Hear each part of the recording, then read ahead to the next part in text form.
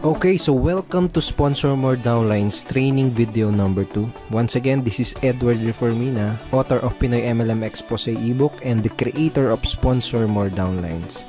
Again, thank you so much for watching our last video, yung ating training video 1. And maraming salamat din sa mga nag-like and sa mga nag-comments, maraming salamat din.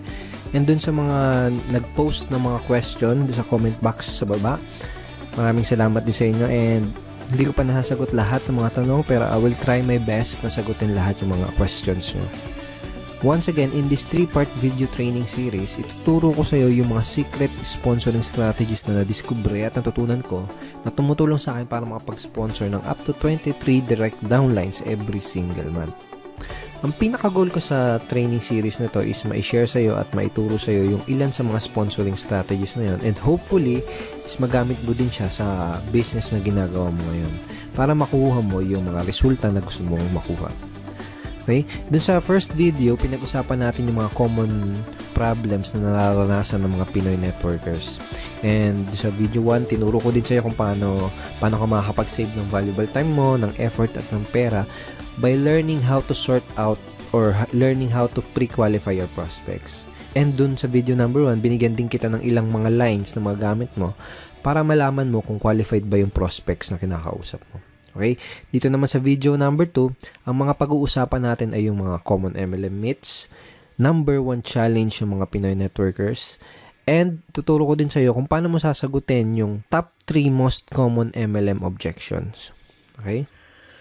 So, una natin pag-usapan ay yung common myths o yung mga maling akala ng mga networkers. Ito yung mga myths na pinaniniwalaan ng mga Pinoy networkers na pumipigil sa kanila para maging successful at para magkaresulta. Okay, ano na yung mga myths na yun? Una, hindi ako makapag-sponsor dahil wala pa akong resulta o hindi pa ako kumikita. Madalas mong maririnig to sa mga networkers. Kadalasang marinig mo sa kanila is hindi ako makapag-recruit, hindi ako makapag-sponsor, o wala pa akong downlines kasi hindi pa ako kumikita o kaya wala pa akong resulta. Isa to sa mga myth na pinaniniwalaan ng mga networkers, kaya madalas mo itong maririnig sa kanila. Okay? Pangalawang myth is maraming tao ang negative ang tingin sa network marketing. Karamihan ng networkers ang nasa isip nila, lahat ng taong kinakausap nila ay negative. Lahat ng kamag-anak nila ay negative sa network marketing. Okay? Isa yan sa mga myth na pinaniniwalaan ng mga networkers. Pangatlo, hindi ako makapag-recruit dahil hindi ako magaling mag-convince.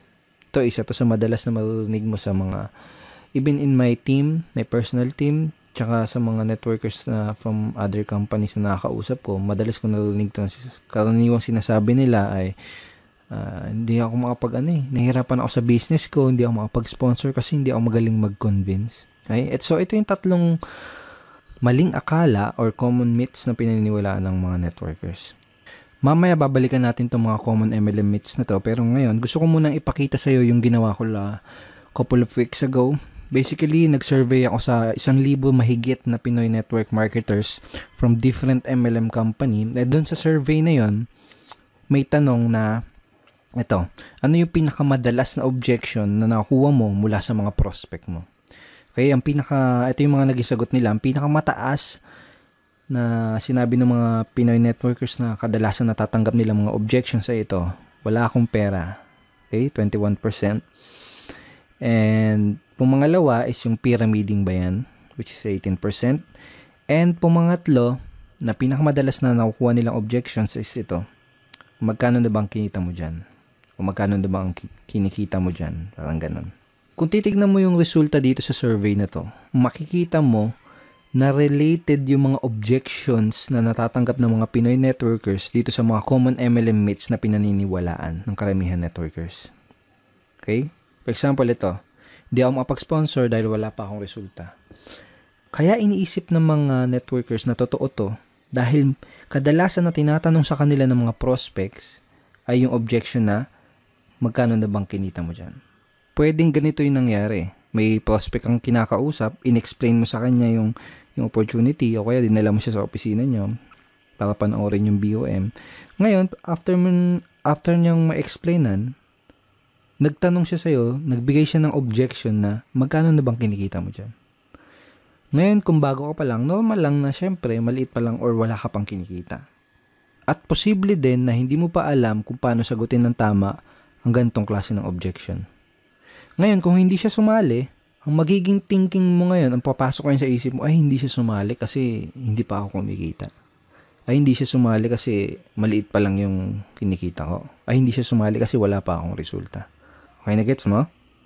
Yung pangalawa, tingnan natin. Maraming tao ang negative ang tingin sa network marketing. Posible din na may prospect ang kinakausap na explainan mo na siya. And then, nagbigay siya ng objection na pyramiding ba yan? Ngayon, kung hindi mo alam sagutin ng tama tong objection na yan, hindi mo siya mapapasali.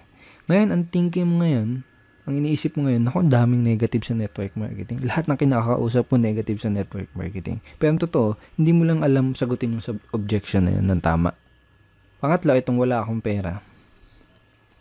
See, dito sa Common MLM Meets, hindi ako mapag-recruit dahil hindi ako magaling mag-convince. Possible na may prospect ang kausap, sinabi niya na wala akong pera, maganda yung opportunity, pero wala akong pera. Ngayon, dahil wala siyang pera, hindi mo siya napasali. Posibleng pumasok sa isip mo na hindi ko siya napasali kasi hindi ako magaling mag-convince. Ganun. So, related itong mga common MLM objections na to doon sa common MLM myths na pinaniniwalaan ng mga networkers. Ibig sabihin, walang katotohanan itong mga paniniwala na to, itong mga myths na to, kaya nga myth, di ba? Dulot lang to ng mga objections na madalas itanong sa ating mga networkers. Okay? Itong mga myths na to, dulot lang yan ng mga objections na hindi alam sagutin ng tama. Kung isa ka sa mga networkers na dating naniniwala dito sa mga yan, I'm here to tell you na walang katotohanan ng mga yan. Ang kailangan mo lang gawin ay alamin kung paano sasagutin yung mga objections na nagdudulot nitong mga maling paniniwala na to. Number 1 challenge ng mga networkers ay yung mga prospect objections. So, sa mga challenge nila ay yung mga objections na binabato at binibigay sa kanila ng mga prospects na kinakausap nila. Dahil sa mga objection na yun, kadalasan nagkakaroon sila ng maling paniniwala, nagkakaroon sila ng maling beliefs about sa network marketing business nila. Ang solusyon para ma-solve yung challenge na yun is to master handling objections. So, bakit ba natin kailangan ma-master ang pag-handle ng mga objections? Kung gusto mo talagang ma-master ang pag-sponsor o pag-recruit, kailangan mong ma-master ang pag-handle ng lahat ng mga common MLM objections. Period. Napakadaming networkers kasi ang nagfe-fail dahil hindi nila alam kung paano mag-handle ng mga common objections. At ang masama pa, madaming mga networkers ang walang idea kung paano i-handle ang mga objections ng kanilang prospects. Ganito kasi yan, kahit gaano pa kaganda ang pag-present mo ng business mo, okay, kahit gaano pa kaganda yung pag-present mo ng product mo, lahat ng prospect, kahit interesado na yan, sigurado ay may katanungan at objections pa din yan bago siya magkaroon ng final na decision. Normal lang kasi talaga yon. Pero itong masakit. Kapag hindi mo nasagot ng tama ang mga questions at objections ng mga prospects mo, hindi mo pa din sila mapapasali. Tanungin kita, nangyari na ba sa iyo yung may prospect ang kausap, tapos sigurado ka na sasali siya, okay, pero hindi naman nag-join pagkatapos mo ma-explainan? Usually, nangyayari yung ganun dahil sa mga objection na hindi nasasagot ng tama. Ito yung mga dahilan kung bakit kailangan mong ma-master ang pagsagot sa lahat ng mga common MLM objections. So, ang goal ko sa video na to is tulungan ka at ituro sa'yo kung paano mo sasagutin itong top 3 common MLM objections. Itong pinag-usapan natin kanina, itong result dun sa sa survey na ginawa ko sa mahigit 1,000 networkers na pinakamadalas na natatanggap nilang objections. Itong wala akong pera, pyramiding ba yan, at magkano na bang kinikita mo? Or magkano na bang kinita mo? I created a training ebook for my team, and ang title ng ebook na yan is Objection Crusher. Paano mo dudurugin yung mga objection na matatanggap mo? Parang ganun yung konsepto. So basically, ipapakita ko sa iyo yung mga tinuro ko dito sa loob ng ebook na to kung paano sasagutin itong top 3 common MLM objections na to.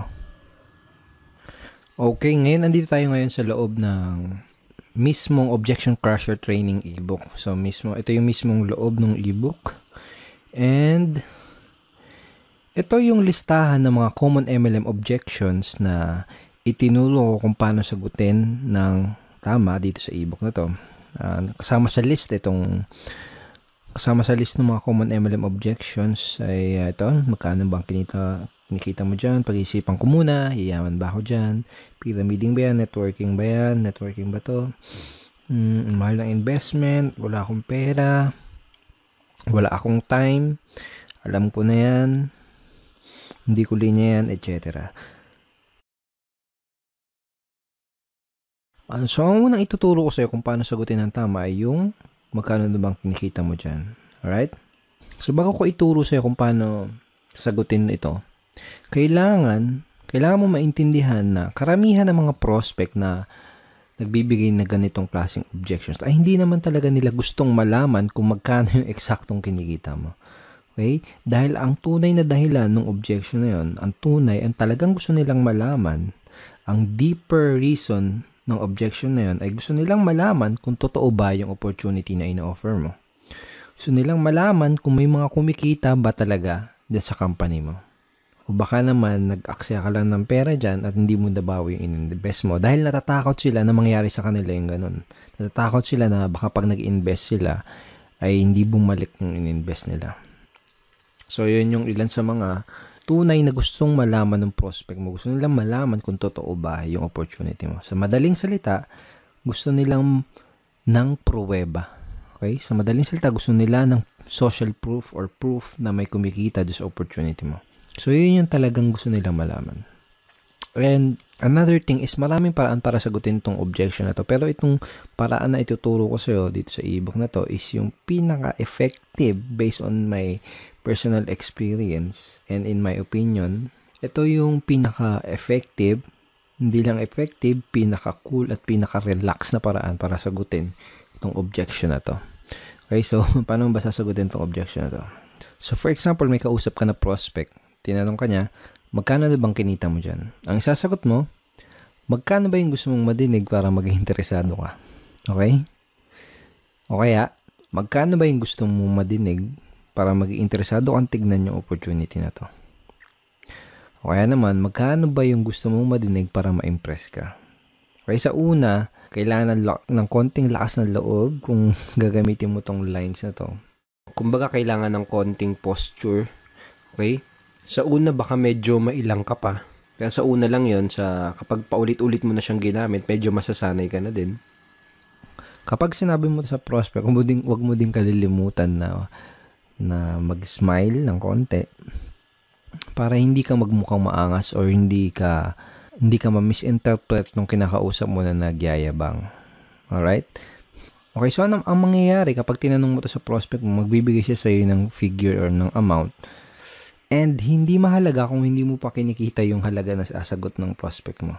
Kailangan lang ay may mga alam kang success stories from your company dahil gagamitin mo yung mga istorya or mga stories or kwento ng mga successful person in your company doon sa sagot mo.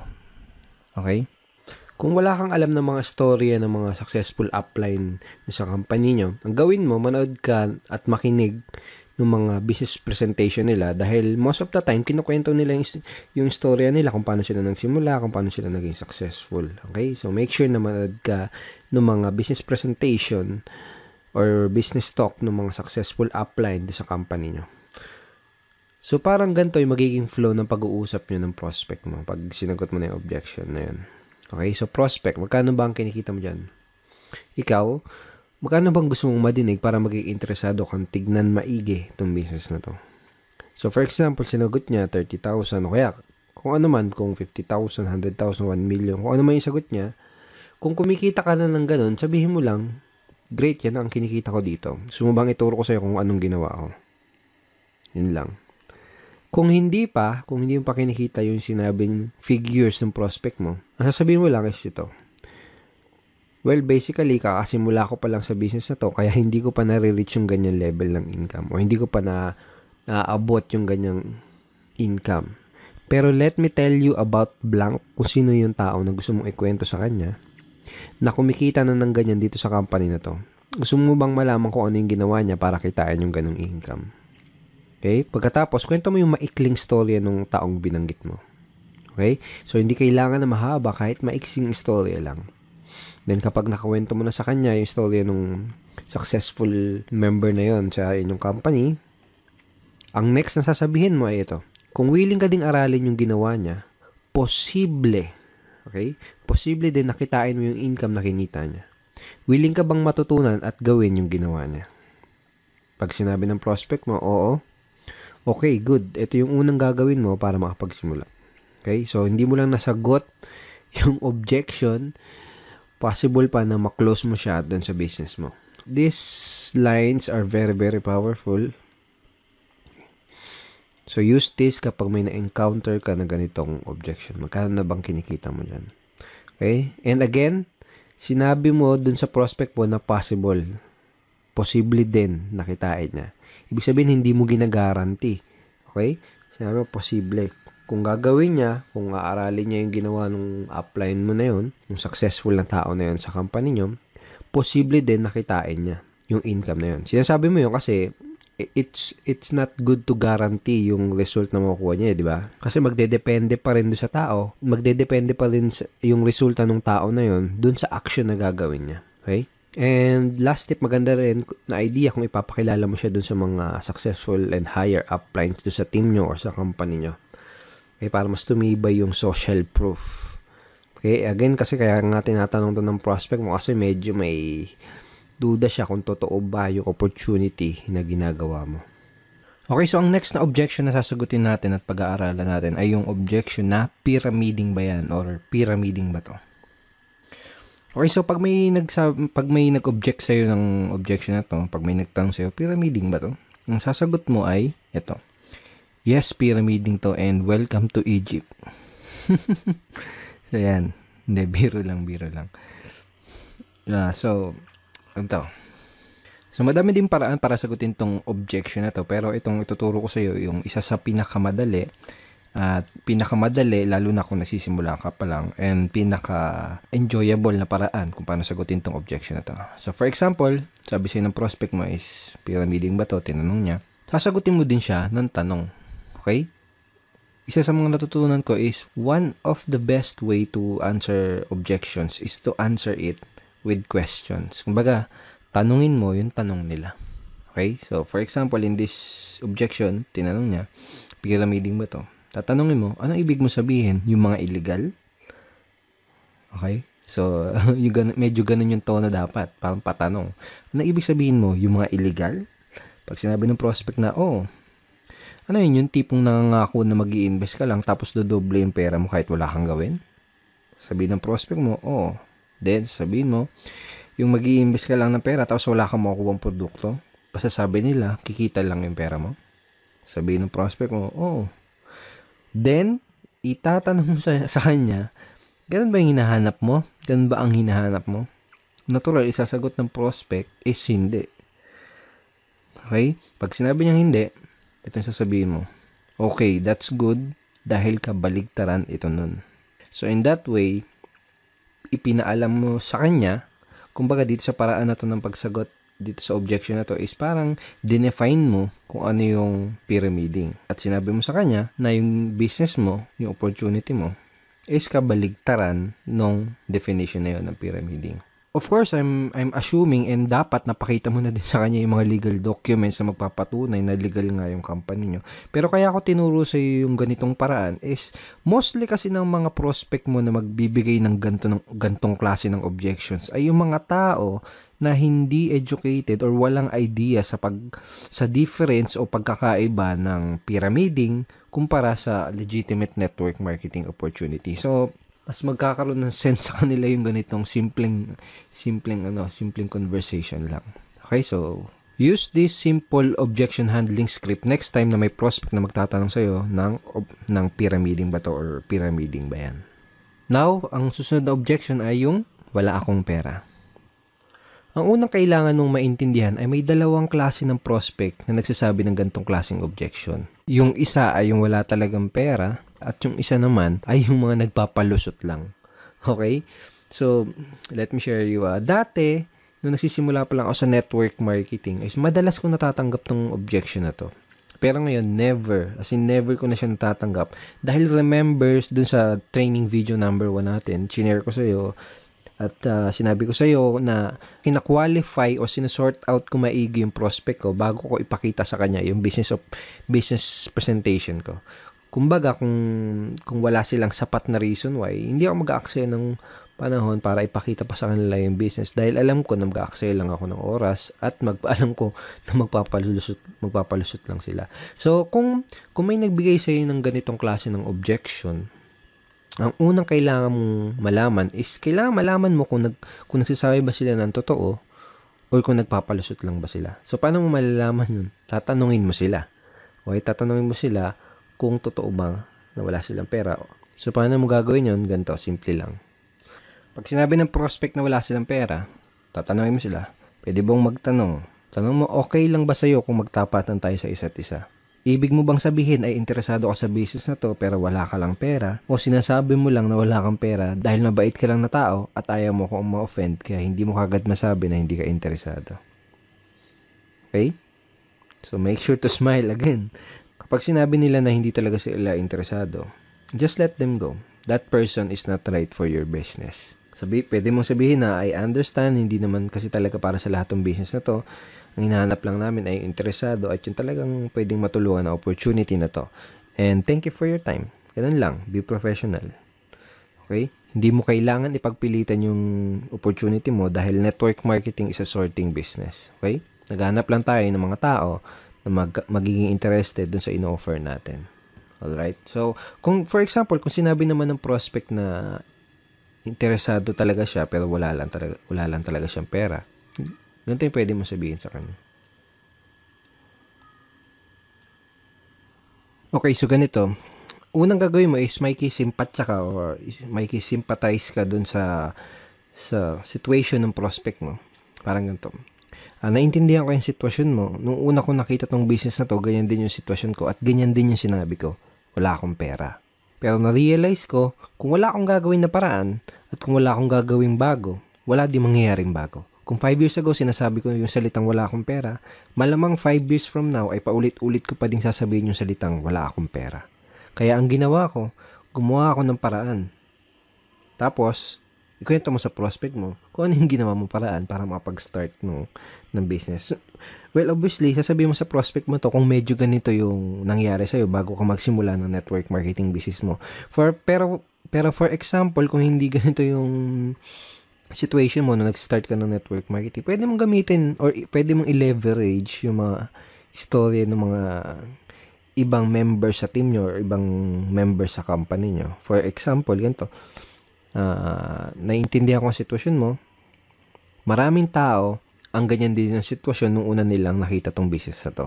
Sinabi din nila na wala silang pera. Pero na-realize nila, wala silang gagawin na paraan at kung wala silang gagawin bago, wala din mangyayari sa kanilang bago. Kung 5 years ago, sinasabi nila na wala silang pera, malamang 5 years from now, paulit-ulit pa din nila sasabihin yung salitang wala silang pera. Kaya ang ginawa nila, gumawa sila ng paraan. Katapos, ikwento mo yung storya ng other members from your team or members from your company. Okay? Pagkatapos mo nang ikwento yung ginawa mong paraan o yung ginawang paraan ng ibang member sa team nyo, ito yung next na sasabihin mo sa kanya. Ito yung gusto kong itanong sa'yo. Gusto mo ba na habang buhay mo na lang sasabihin yung salita na yan? Wala akong pera. Okay, di isasagot sa'yo ng prospect mo, syempre hindi. Diba? Then, tatanong mo sa kanya, ano yung pwede mong gawin na paraan? Okay? So, siya na mismo magsasabi sa'yo ng paraan na pwede niya gawin para makapag-start ng business. So, simple lang, di ba? Kayang-kayang i-apply. Okay? So, use this scripts, use this way of handling objection next time na may magsasabi sa'yo ng objection na wala silang pera. Of course, kailangan mo practicein yan. Sa unang bagsak mo, sa unang best mo gagamitin yan, medyo magkakamali-mali ka pa. Okay? It takes practice. Natural lang yun. Sa unang magkakamali ka. But use it ng paulit-ulit para masanay ka and na ma-internalize mo yung pinaka-approach or yung strategy. So, thank you so much for watching our training video number 2. I hope madami kang natutunan at I hope ma-apply mo kagad itong mga bago mong nalalaman sa business mo. Okay? At may isa pa akong good news sa'yo. May ginawa akong free PDF script na pwede mong i-download Okay? Yung download button is nasa baba ng video na to. So, download mo yan. Basically, nakalagay din sa PDF script na yan yung mga objection handling script na pinag-aralan natin dito sa video training number 2. So, download mo yan para ma-review mo palagi yung mga tinuro ko sa yung bago. Sa next training video natin, sa training video number 3, ang mga pag-uusapan natin na ito. Pag-usapan natin yung most important skill na kailangan mong matutunan as a network marketer or MLMer and a direct seller. At yun ay ang closing skill. Okay? And ituturo ko din sa iyo, bibigay ko sa iyo yung super effective closing line na ginagamit ko to sponsor up to 4 downlines in 1 day. Okay? So matagal ko na ginagamit tong closing line na to and it's very effective and very powerful. So don't forget to check your email for our training video number 3. Papadala ko tong training video number 3 sa email mo sa isang araw. Okay? Papadala ko yung link ng training video number 3 sa isang araw. Alright? At kung hindi mo pa nakiklik yung like button sa baba ng video na to, please click like and wag mo din kakalimutan na mag-comment at kung may katanungan ka, kung may any questions ka, i-post mo lang dun sa comment box below this video and I will try my best na sagutin yan personally. Alright? Once again, Edward Reformina here and thank you so much and see you in our training video number 3. Bye-bye.